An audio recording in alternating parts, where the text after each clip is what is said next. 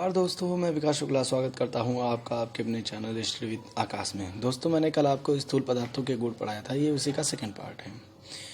अगर दोस्तों अभी तक आपने हमारे चैनल को सब्सक्राइब नहीं किया तो सब्सक्राइब कर दीजिए और इस वीडियो को शेयर कर दीजिए।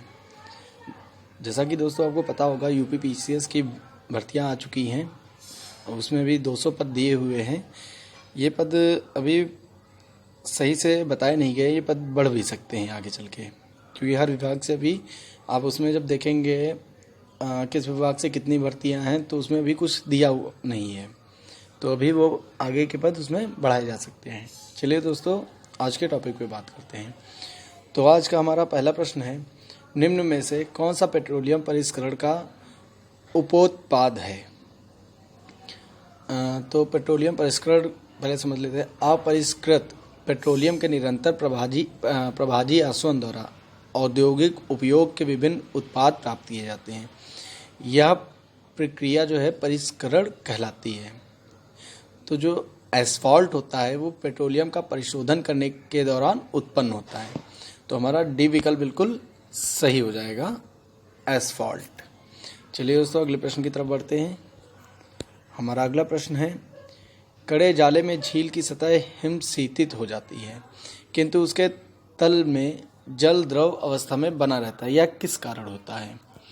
तो 4 डिग्री सेंटीग्रेड पर जब जल का आयतन न्यूनतम तथा घनत्व अधिकतम होता है, झीलों एवं नदियों की केवल ऊपरी सतह के जमने में पानी के अनियमित प्रसार की महत्वपूर्ण भूमिका होती है। जाड़े के दिनों में क्या होता है, जब वायुमंडलीय तापमान जो 0 डिग्री से कम हो जाने पर झीलों और नदियों की जो ऊपरी सतह होती है वो ठंडी होने लगती है। जो सतह का जल होता है उसका तापमान 4 डिग्री सेंटीग्रेड तक जब पहुंच जाता है तब वह अधिकतम घनत्व के कारण नीचे बैठ जाता है और नीचे की परत में विद्यमान जो जल होता है वो ऊपर की ओर आ जाता है। और यह प्रक्रिया जो है कंटिन्यू चलती ही रहती है। कब तक? जब तक पूरा जल जो है पानी जो होता है वो 4 डिग्री सेंटीग्रेड का ना हो जाए, तब तक ये चलती रहती है। और जब जल का तापमान 4 डिग्री सेंटीग्रेड से कम होने लगता है तो उसका घनत्व तो कम होने लगता है। तो क्या होता है इसके बाद कि जो ऊपर की परत है वो जम जाती है, नीचे की परत ऐसे ही रहती है। तो सी विकल्प जो है बिल्कुल सही हो जाएगा। जल की सघनता 4 डिग्री सेंटीग्रेड पर अधिकतम होती है। चलिए दोस्तों, अगले प्रश्न की तरफ बढ़ते हैं। हमारा अगला प्रश्न है, शीतकाल में जब झील की ऊपरी सतह का पानी बर्फ में बदल जाता है फिर भी जलीय जंतु जीवित रहते हैं, क्योंकि जैसा कि दोस्तों अभी मैंने आपको बताया कि ऊपर की सतह जो है वो ठंडी होती चली जाती है और 4 डिग्री सेंटीग्रेड पर आके रुक जाती है। फिर क्या होता है, वो जो 4 डिग्री सेंटीग्रेड हो जाता है जिस जल का घनत्व वो नीचे बैठ जाता है और नीचे वाला जल जो है वो ऊपर आने लगता है। फिर ये प्रक्रिया कंटिन्यू चलती रहती है। तो उसमें डी विकल्प बिल्कुल सही हो जाएगा। चलिए दोस्तों, अगले प्रश्न की तरफ बढ़ते हैं। हमारा अगला प्रश्न है, बर्फ जमी झील के अंदर मछलियाँ जीवित रहती हैं क्योंकि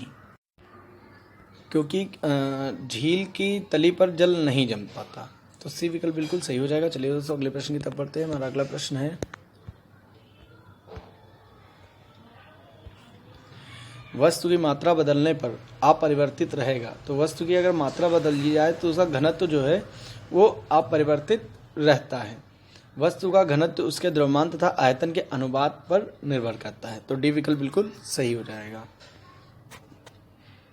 चलिए दोस्तों, अगले प्रश्न की तरफ बढ़ते हैं। हमारा अगला प्रश्न है, पानी का अपेक्षित घनत्व सर्वाधिक निम्नलिखित किस ताप पर होगा? तो 4 डिग्री सेंटीग्रेड पर। तो बी विकल्प बिल्कुल सही हो जाएगा। चलिए दोस्तों, अगले प्रश्न की तरफ बढ़ते हैं। हमारा अगला प्रश्न है, किस ताप पर पानी का घनत्व अधिकतम होगा? अभी ये प्रश्न हमने किया है, तो ए विकल्प बिल्कुल सही हो जाएगा, 4 डिग्री सेंटीग्रेड।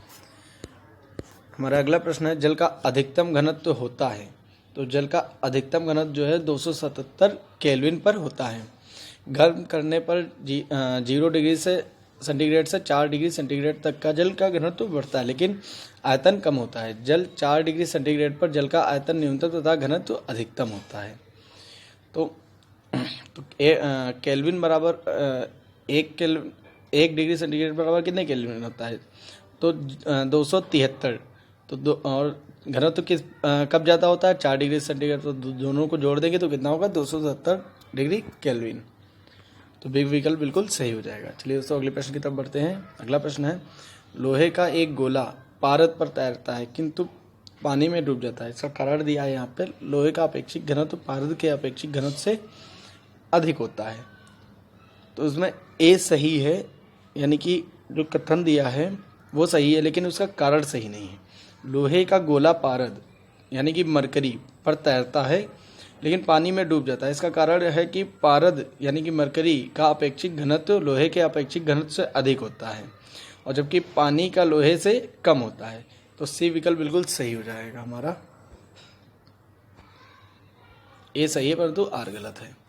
चलिए दोस्तों अगले प्रश्न की तरफ बढ़ते हैं। हमारा अगला प्रश्न है, लोहे की कील पारे पर क्यों तैरती है जबकि वह पानी में डूब जाती है। अभी दोस्तों मैंने आपको बताया है लोहे का घनत्व जो है पानी से अधिक है तथा पारे से कम, तो सी विकल्प बिल्कुल सही हो जाएगा। चलिए दोस्तों अगले प्रश्न की ओर बढ़ते हैं। हमारा अगला प्रश्न है, एक सुई पानी में डूब जाती है जबकि लोहे से बना जहाज पानी पर तैरता है क्योंकि।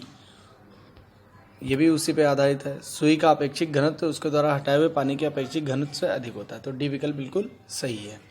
चलिए दोस्तों अगले प्रश्न की तरफ बढ़ते हैं। हमारा अगला प्रश्न है, लोहे की सुई पानी की सतह पर किस कारण से तैरती रहती है। तो जो लोहे की सुई है वो पानी पर पृष्ठ तनाव के कारण तैरती रहती है। पानी की ऊपरी सतह के अणुओं के संसंजन बल के कारण उत्पन्न पृष्ठ तनाव जब सुई के गुरुत्व बल को संतुलित कर देता है तब लोहे की सुई पानी की सतह पर तैरती है, तो बी विकल्प बिल्कुल सही हो जाएगा। चलिए दोस्तों अगले प्रश्न की तरफ बढ़ते हैं। हमारा अगला प्रश्न है, जब कुएं से पानी की बाल्टी को ऊपर खींचते हैं तो हमें महसूस होता है कि बाल्टी पानी की सतह से ऊपर भारी हो गई है। ये आर्किमिडीज के प्लवन सिद्धांत के अनुसार होता है, तो ए विकल्प बिल्कुल हमारा सही हो जाएगा। चलिए दोस्तों अगले प्रश्न की ओर बढ़ते हैं। हमारा अगला प्रश्न है, एक भारहीन गुब्बारे में 200 ग्राम जल भरा गया है, इसका जल में भार होगा, शून्य होगा, क्योंकि जब गुब्बारे में भी जल भरा हुआ है और जब जल को जल में डालेंगे तो उसका कोई भार ही नहीं रह जाएगा, तो ए विकल्प बिल्कुल सही हो जाएगा। चलिए दोस्तों अगले प्रश्न की ओर बढ़ते हैं। हमारा अगला प्रश्न है, मथने के पश्चात क्रीम का दूध से पृथक हो जाने का कारण है। बताइए दोस्तों क्या कारण है। अपकेंद्रीय बल। मथने के पश्चात क्रीम का दूध से पृथक हो जाने का कारण अपकेंद्रीय बल है, तो सी विकल्प बिल्कुल सही हो जाएगा। चलिए अगले प्रश्न की ओर बढ़ते हैं। हमारा अगला प्रश्न है, निम्नलिखित में से कौन सा तत्व सबसे पहले कृत्रिम रूप से उत्पादित किया गया था। बताइए दोस्तों कौन सा है ऐसा तत्व। तो टेक्नीशियम एक रासायनिक तत्व है जिसका परमाणु क्रमांक कितना है 43।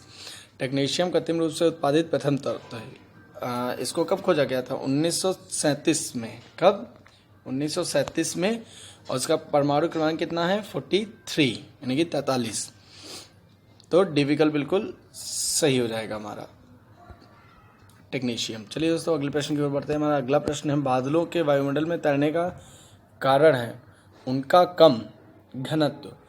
गर्मी के दिनों में वायुमंडल में उपस्थित जलवाष्प गर्मी पाकर गर्म होती है, जिससे जलवाष्प का घनत्व घटता है। घनत्व घटने के कारण जलवाष्प हल्की होकर ऊपर उठती है।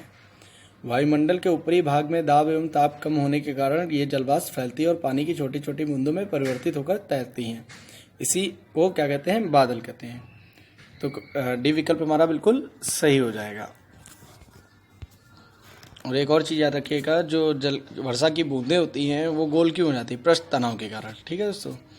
चलिए दोस्तों अगले प्रश्न की ओर बढ़ते हैं। हमारा अगला प्रश्न है, तो हमारा अगला प्रश्न है, समुद्र में प्लवन करते हुए आइसबर्ग का कितना भाग समुद्र की सतह से ऊपर होता है। तो 1/9 भाग। चलिए दोस्तों अगले प्रश्न की ओर बढ़ते हैं। हमारा अगला प्रश्न है, समुद्र में नदी की अपेक्षा तैरना आसान होता है क्योंकि। ऐसा क्यों होता है, क्योंकि समुद्र का जो जल होता है वो नमकीन होता है। सोडियम क्लोराइड तथा अन्य लवणों की अधिकता के कारण समुद्री जल नमकीन होता है। फलतः समुद्री जल का घनत्व अधिक होता है तथा उसमें उत्प्लावकता भी अधिक होती है, इसलिए समुद्र के जल में तैरना आसान होता है। तो हमारा ए विकल्प जो है बिल्कुल सही हो जाएगा। चलिए दोस्तों अगले प्रश्न की ओर बढ़ते हैं। हमारा अगला प्रश्न है, जब कोई जहाज नदी से सागर में घुसता है तो क्या होता है, वह कुछ ऊपर की ओर उठता है। नदी के जल में घनत्व की अपेक्षा समुद्र के खारे पानी का घनत्व अधिक होता है, इसलिए समुद्र के जल में जहाज के प्रवेश करने पर अधिक प्लवन बल लगने लगता है, जिससे जहाज कुछ ऊपर उठ जाता है। तो ए विकल्प बिल्कुल सही हो जाएगा। चलिए दोस्तों इसी के साथ को इस वीडियो को समाप्त करते हैं। इस वीडियो को शेयर करना मत भूलिएगा, लाइक कर दीजिएगा और हमारे चैनल को सब्सक्राइब कर दीजिएगा। धन्यवाद।